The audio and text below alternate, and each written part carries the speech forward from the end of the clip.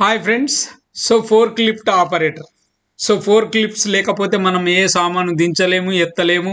అవునా కదా? మనం క్లియర్గా చూసాం. లాస్ట్ ఒక వీడియో ఫోర్క్ లిఫ్ట్ ఆపరేటర్ మీదనే చేశాను. ఈవెన్ ప్యాలెట్స్ గురించి చేసినప్పుడు ఫోర్క్ లిఫ్ట్ ఆపరేటర్ ఎలా పనిచేస్తాడు, ఏం కథ క్లియర్గా చేశాం. సో ఫోర్క్ లిఫ్ట్ మనకు ఆపరేషన్ వచ్చింది అనుకో, దట్స్ అన్ అడ్వాంటేజ్. మనకు అది ఒక వరం లాగా పనిచేస్తుంది. ఒకవేళ ఫోర్క్ లిఫ్ట్ ఆపరేటర్ వచ్చింది అనుకోండి, వేర్ హౌస్ జాబ్ దొరికింది అనుకోండి, మంచి సాలరీస్ ఉంటాయి. Forklift operators move shipments to various locations within a wear house.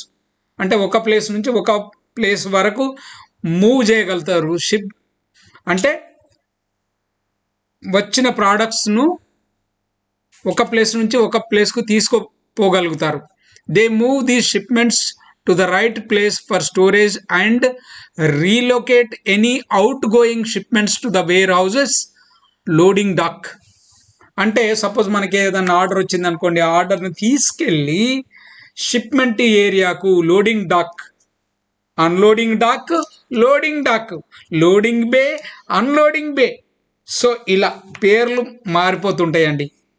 So అక్కడికి వెళ్ళి వేర్ హౌస్ లోడింగ్ డాక్, అక్కడ ఆయన షిప్పింగ్ చేయగలుగుతాడు. అంటే అక్కడికి తీసుకెళ్ళగలుగుతాడు, రిసీవ్ చేసుకోగలుగుతాడు with the help of forklift. అంటే అన్లోడ్ చేస్తాడు, లోడింగ్ చేస్తాడు, సింపుల్గా చెప్పాలంటే. Some forklift operators also help with inventory organisation, inspect machinery, identify merchandise damages, report shortages and maintain record of inventory. ఇక కొంతమంది హుషారు ఉన్న వాళ్ళు ఉన్నారనుకోండి, ఆయన ఏం చేస్తాడంటే ఇన్వెంటరీ అంటే మన వేర్ హౌస్లో ప్రోడక్ట్స్ లిస్ట్, అంటే స్టాక్ ఏ లెవెల్లో ఉంది అది కూడా చెక్ చేస్తారు. మిషనరీని కూడా ఇన్స్పెక్ట్ చేస్తారు. ఏదైనా డ్యామేజ్ ఉందా, ఏదైనా ఖరాబ్ అయిందా, మంచిగా ఉందా, చెడ్డగా ఉందా, అన్నీ. ఒక్కటి రెండని కాదు, మనం ఎంత హుషారుగా ఉంటే అన్ని పైసలు అక్కడ.